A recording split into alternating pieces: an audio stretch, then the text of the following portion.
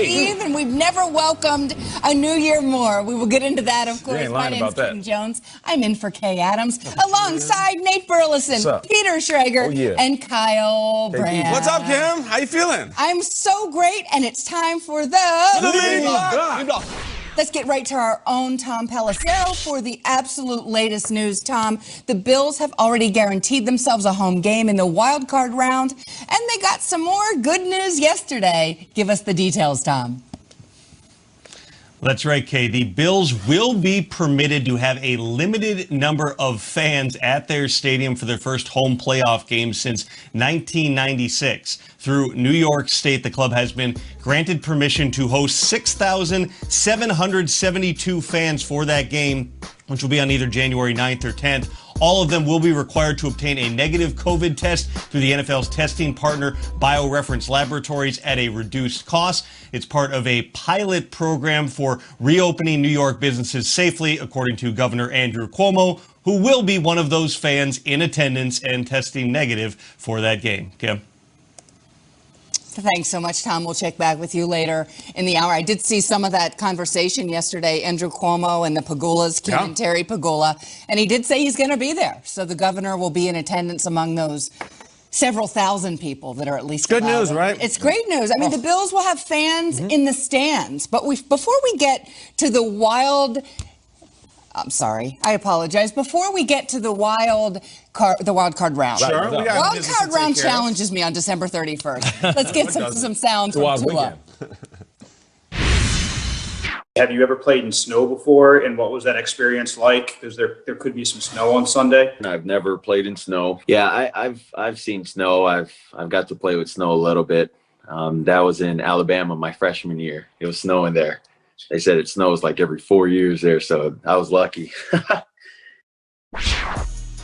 Okay, so it's the biggest game of the Dolphins season, and it could be for a first. It could be a first for Tua. Here's what is at stake for Miami. They win and they're in, but a loss means they need the Ravens, Browns, or Colts to lose, and those teams have pretty favorable matchups. So for the Bills, they can get the number 2 seed with a win or a Steelers loss, and that would mean 2 home games now with some fans, possibly in snow as well. And Tua has seen that just the once. So, guys, if you were the Bills, how would you approach Sunday's game, Nate? Playoff situations always confuse me, even when I was a player. Confusing. Stranger, I need that, I'll help you. that deep dive, man. This is about the Bills, and this is about the Bills doing what they've done all season and trying to recapture the momentum. You know, I'm not a big fan of a team saying, all right, we're close to the playoffs, we're good right here. It's like they have a good hand and like, we're just going to hold. No. You got to keep doing what you're doing. They have a young quarterback who's playing well, who's in the MVP conversation, a wide receiver who is putting his foot down saying he's the best in the league, complimentary players, the defense play well, Sean McDermott, he's getting all of the praise that he deserves. So why put a screeching halt on that? No. Approach this game like you approach every single game this season. Because you're worried they might get hurt. It's dangerous. I'm not worried about them getting hurt. Okay. I feel like if they've been doing this so far this year, why in week 17 would you stop? I've never been a fan of that. I don't care what the fear may be. Just go out there and approach this just like every other week. Some teams are built to go from week 1 all the way to what they hope is a Super Bowl. This is one of those squads. Name an old guy on this team that really needs to rest. There isn't one. That's true. So for me, it's about Buffalo maintaining that momentum and playing everybody. Approach this just like every other game. All right, so I need to, because Nate, you're right. That's great at this table, but then why historically have coaches rested players going into week 17? There's a long history, and there's truly no right answer, because I've seen Wes Welker go down with an ACL injury in an absolutely meaningless week 17 game and set the Patriots off track. But I've also seen Jim Caldwell rest Peyton Manning for 2 games and then come out rusty in the divisional round. So I went back and I was like, what about Sean McDermott? What about him specifically? What do you got? Let's go week 17, 2015. Why? Sean McDermott was a defensive coordinator for the Panthers. Ron Rivera was the head coach. Panthers were 14-1, and you'd think they'd locked it up. They hadn't, because the Cam out there. Cardinals were 13-2. Not only is Cam out there, they needed this win for number 1 seed. Cam played the whole game. Cam ran for 2 touchdowns. Cam was out there rushing the ball. McDermott put his foot to the pedal. Yeah. And yet, me personally, I would like to see Matt Barkley on Sunday. I know that sounds crazy. I know it sounds crazy. I just think The Chiefs are going to not only be resting their starters all this week, they'll be resting their starters all next week. Injuries could play such a big role in this AFC playoff picture with no bye week up ahead. To get some rest for Josh Allen, to get some rest for some of these guys. We already know that Mason Rudolph's going to be playing for the Steelers. You have to hope that the Browns take care of business and the home field won't even come to play. I think you watch the scoreboard a little bit, and I would love to see some Barkley in the second half and let Josh Allen at least rest a little bit and not be put in danger with the Miami Dolphins playing for their entire season on the line. Really going all out. Kyle Van Noy and Emmanuel Ogbah flying at Josh Allen's legs. No, I'm okay with Matt Barkley trying to get the win. And if he doesn't, he doesn't. Let's play whoever in the playoffs. Peter, that's very well reasoned. It's very prudent. I'm going with Nate. I think they should play. I'm going to go the other way. I'll tell you why. It's not just the momentum. They also have something to play for. Understand the scenario here. If the Bills were to lose this game with Matt Barkley or otherwise, and Pittsburgh wins, Pittsburgh moves ahead of them, which means you go to divisional round, Buffalo could have to go to Pittsburgh instead of staying home in the snow with the fans. Like, that actually really matters and is not that unlikely. A couple other reasons. You want to let the Dolphins in, you would say, well, don't let, if you have a chance to eliminate someone, get them out. If the Dolphins don't get in, I think most likely the Colts are getting in. I would rather have the Dolphins in than the Colts if I'm the Bills, just personally. Like, the Colts still scare me. I know they had the comeback against Pittsburgh. I don't want to play the Colts. I'd rather play Miami. And then also, Peter, I think the thing I really agree with is this is the classic let's go to the phones, rust versus rest, every year for the rest of the time. Sure. Always. There isn't a right answer. It's a case-by-case basis. I think you have to look at the team, look at the coach, look at the mood that he sets and the culture. Sean McDermott ain't a quitter of all things. And I'm not saying he's quitting, but I don't see he's the team when the team's tapping out, you still squeeze. And let's face this.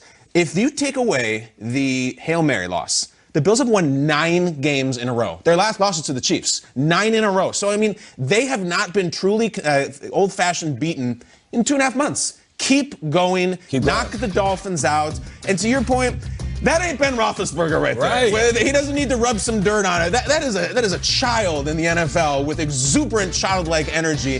The injury risk is real, Peter. And that's the ultimate, if they were to have a terrible injury, God forbid, that would be infamous. However, young, Bills, energetic, haven't lost. I think you stay on and keep playing them. And against the Patriots, Josh Allen not only wasn't sacked, he wasn't even hit. I understand Miami's going to bring it better and bigger because they're playing for something. I get all of that, but he is getting protected really well. Peter, I loved what you said in the second half. Yeah. I think at the very least, you put your starters out there. Maybe John Brown gets back out there for the first time. Hasn't played since week 10, I believe. So get him back out there. You might have to go without Cole Beasley. I think they're understanding that as well. But also, Bills Mafia, and they love that nickname, so they can have it. Call them that.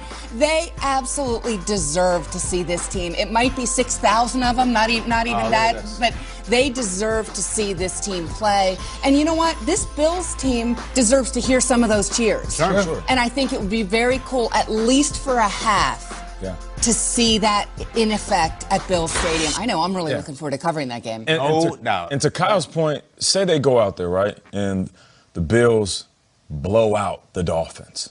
I think that works wonders for their confidence that they already have. Like, just imagine that. You're already looked at right now, as we're talking about the top teams. The Bills are on a heater, just like 5 other squads. But they go out and end their season, week 17, with a convincing win, a dominant win over a team that's playing for everything. You know what that does for that locker room? What if the Dolphins blow out the Matt Barkley Bills? What does that do? That's what I'm saying. What if they does it do anything, though? That's the thing. I don't know. No, it's not great. It's still a blemish. They lose 38-10. I know the game doesn't matter, but it's still a blemish. Versus, adversely, they could win this game and just walk away saying, we're not going to lose until we're done with Tampa. Like, you want that type of energy. Like, I like the streak energy. I like what he's talking about. Like, we haven't lost a game in forever. And if they can go out there and do that, and here's the thing, they could get a strong lead and pull Josh Allen. Does that not apply? And again, I'm just playing devil's advocate. And I know you are. And I agree with you. Does that not apply to the Chiefs? The Chiefs are going to be resting everyone. No one's saying, but the Chiefs are so hot. They haven't lost since the Raiders game. But the Chiefs lost in week 5. Like, everyone's seen Chiefs have been in the playoffs before. Yeah, there's a little different pedigree there. The Bills feel like they're still like looking at their own shadow. I'm like, wow, this is the playoffs. And I know they've been there too, but they haven't won and they haven't been through it. I think to have the cake and eat it too is what Nate is saying. You start all the starters, you get a lead, and you pull them. But who says they're going to do that? Miami's good. Like, you can't have that be the plan either. Miami's good. They can win the game. There was one great line I got on Twitter because I made the point that Kim made on the show recently, and I said, the Bills fans haven't seen Stephon Diggs in person. Yeah. And Bills fan wrote back and said, Stephon Diggs hasn't seen us. Exactly. Oh, Exactly. oh, baby. Oh, I love it. Pretty good. They're going to be loud. Pretty good. They're not going to fill the stadium. They can't. We all understand that. Those people are going to be incredibly loud. That is going to blow our minds. We're used to sound systems being loud. It's been the weirdest season to be on site covering games. You know, it's the sound system and, you know, two of your closest friends on the